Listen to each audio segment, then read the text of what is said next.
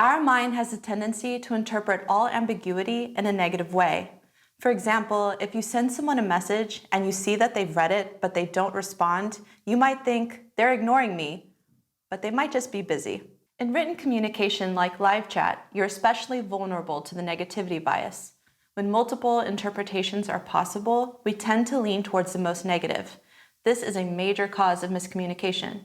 There are 6 ways you can conquer the negativity bias. Number 1, use positive phrases and avoid short sentences. Short messages are often perceived negatively. Imagine if you asked a customer service rep, "Would it be possible to change my order?" and all they responded with was no. You might think, okay, jerk. If you have to say something negative, try to follow up with something positive like, "No, unfortunately, that's not possible, but I'd be happy to cancel your order so you can make a new one." Number 2, use emoji and exclamation points. Emoji and exclamation points are sometimes perceived as unprofessional in some situations, but when used wisely, they can really breathe life and fun into your written communication. They're especially helpful in live chat, which lacks physical signals such as expression, tone, and body language. But it's best to stick to the emoji that everybody knows, like a smiley face or a thumbs up. Make sure you don't overuse emoji and exclamation points. And if you're unsure if you should use them at all, try social mimicking, which means you only use them when the customer does. Number 3, use positive outcries. This is a simple way to counter the negativity bias. Use simple phrases such as "that's great" or "wonderful" to acknowledge your customer's happiness and create a positive, friendly vibe. Number 4, use a real operator picture. In live chat, people are sometimes unsure if they're speaking to a real person or a chatbot. To counter this negativity bias, use a real professional photo of yourself in the chat widget. This is what our team does at Userlike. It creates an instant personal connection because the customer has a visual of who they're talking to.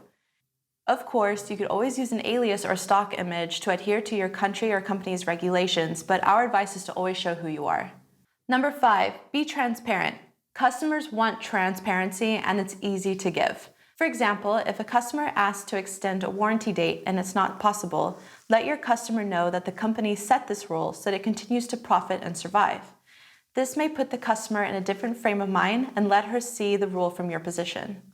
In chat support, transparency is as simple as explaining your actions to the customer. If a customer asks a question, just tell them, "1 second, I'll look that up right away."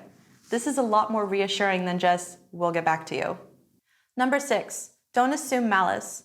When you read or hear something phrased negatively, try to always assume positive intent over malice. For example, if a coworker responds to your Slack message with an abrupt "okay," it may just be that, okay. Be aware that people, such as colleagues or customers in a chat, might unintentionally send the wrong signals too. I hope these tips will not only help you when dealing with customers, but in your personal life too. And if you're ready to put our chat tips to practice, try Userlike's 14-day free trial and start chatting with your customers today. That's all for now. Until next time, bye.